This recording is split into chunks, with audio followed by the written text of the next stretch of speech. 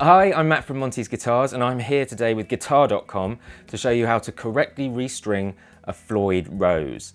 Now, first things first, you're going to need some tools. You're going to need a string winder, you're going to need some cutters, and you're going to need one of these little guys. This is an Allen key. It should have come with your guitar, but usually they're about 3mm, maybe a little bit around that. And lastly, you're going to need some strings.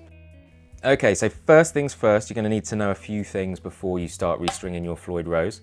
Firstly, you're going to need to restring it with the same gauge strings. This is really important because otherwise this little thing will become all out of balance and you'll need to get it set up, which is a pain. So make sure you can check with your local guitar shop, they can advise you what strings you have, so just replace with the same ones. Secondly, you're going to need to do this one at a time because otherwise, again, this little blighter will move about and it can pop out, can damage not only the unit itself, can damage the paint on your guitar, that kind of thing. So one at a time, take it nice and slow. And lastly, these strings we're using today, these are the Elixir OptiWeb. They're a coated string that performs like an uncoated string. So you get the benefits of your strings lasting longer, but they sound like the strings you're all used to. So these are really, really good. Right, so as I said, we're going to do this one by one. So first things, we're going to take off these little clamps here. Just loosen them with your Allen key. Should come straight off. Put them somewhere safe. Now, with your string winder, you're going to just loosen the low E string. So loosen it until it's pretty slack, like that. And then we're going to loosen the other Allen key bolt down this end. So you might want to use the whammy bar, tilt it up, makes it a little bit easier. Slacken that off, maybe a couple of turns. There's a little block in there which will shift back, allowing you to get this little blighter out. Take it out, wrap it up like that, so it doesn't spring everywhere in your bin. Now, get your replacement string. So here we go. So that's the low E, 46.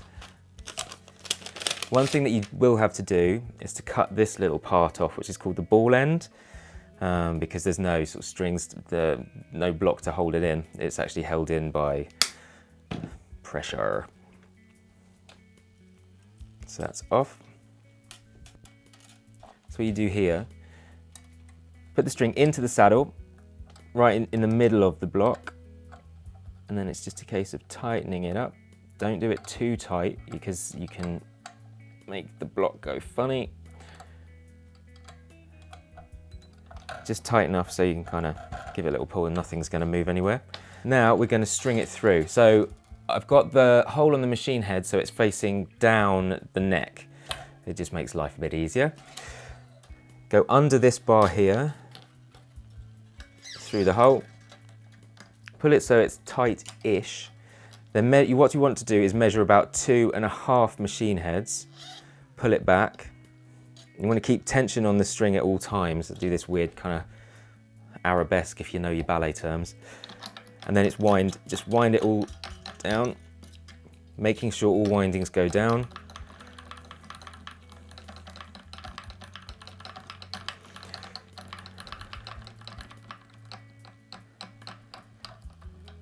Two, 3 winds is fine. And there you go. Give it a bit of a stretch.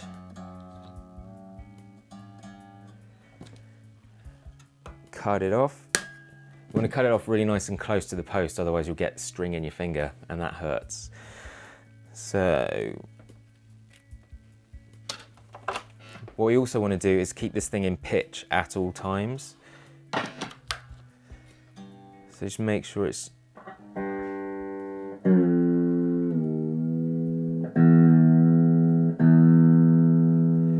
cool. That's good to go. Keeping it in pitch just makes this thing stay nice and stable because you don't want this to go out.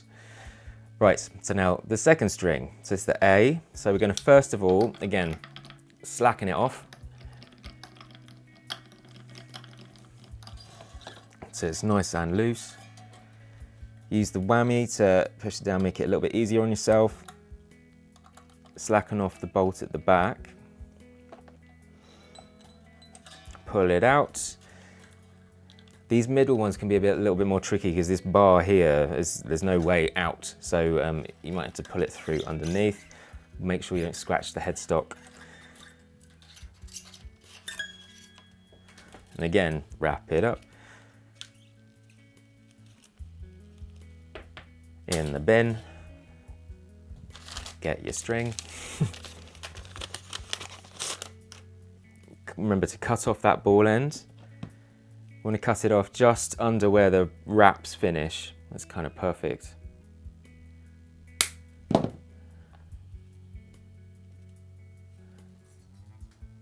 Shake it out.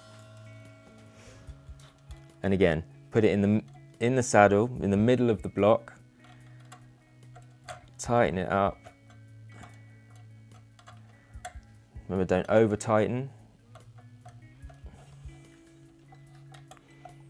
Just enough so it's not in there nice and firm. Again, make sure that the hole in the machine head is facing down the neck.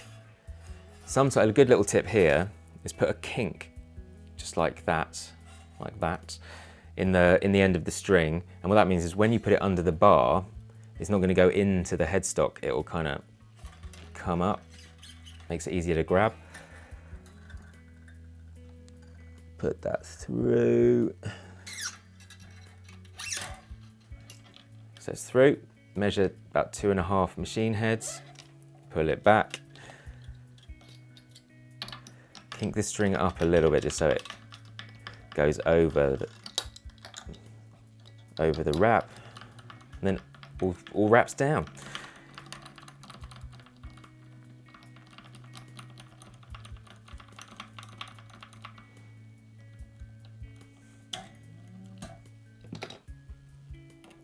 Cut it off,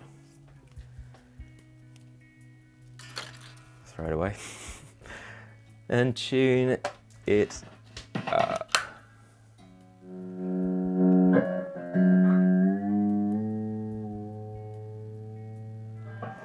Give it a little stretch.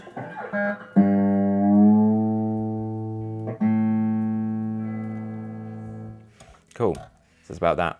Now there's 4 more strings to do. I'm not going to put you through that because it's just rinse and repeat. Do the same thing exactly as I've shown you with those the E and the A string, and you'll be good to go. So I'll see you in the next part when we talk about tuning. Okay, so now we're going to look at tuning. We've been tuning the strings as we've been going on, but they could still be a little bit out now. Everything's being because the tensions have changed a little bit, that kind of stuff. So check that. So.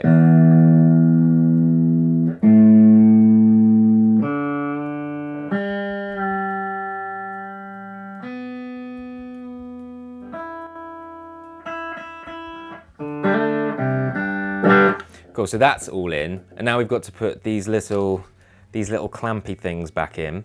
So we'll do that, and then that might shift the tuning a little bit, but that's why you've got these screws down here that's micro tuners, that's what they are called. So we're gonna look at that next. So one quick thing to do before we put these little clamp things on is to look down here. Now these are your micro tuners. You use these after you've clamped the strings in. So if the clamp makes the string a little bit sharp, you can make it flat and vice versa. So what you need to do is make sure that these screws are right in the middle of the travel. So that the plate here is sat right in the center of the screw, not all the way up, not all the way down. You want to be able to adjust it. Right, so let's get these things on. So you need the clamp, this little bolt, and an Allen key. Now they look like they look like a little pitched roof. So you want although it kind of makes sense for the roof to go all the way along, you don't want it that way. You want it so the little top of the triangle is facing down the string. The reason for that being, the bottom of the clamp isn't actually flat, it's curved like this. So the back of it and the front of it close down on the string. If you had it the other way, it just wouldn't work.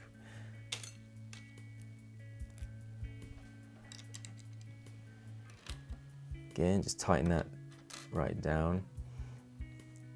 You want to get it so it's at like its biting point, and then maybe about, I don't know, about 1/5 of a turn extra.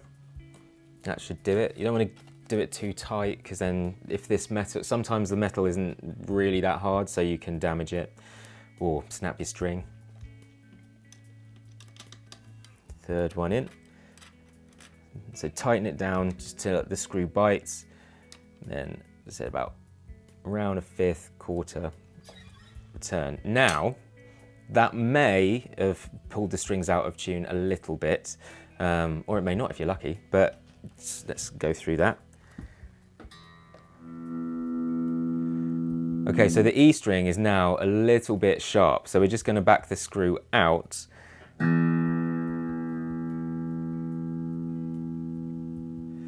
Cool, so now it's in pitch. Same thing with the A.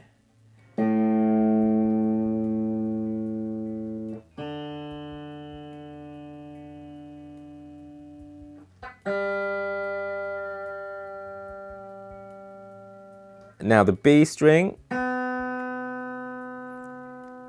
Okay, so that's sharp, so back it off again.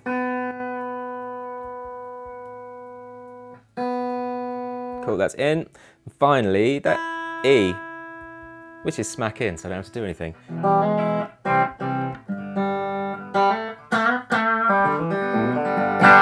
Okay, so that's all in tune and everything. So now, just tune from here, from your micro tuners, until they reach the end of their travel. And then what you'll need to do is reset these to the midpoint, loosen these off, and tune it all again, and go through that process. And that should be that. Thank you for watching. I'm Matt from Monty's with guitardom. See you in the next video.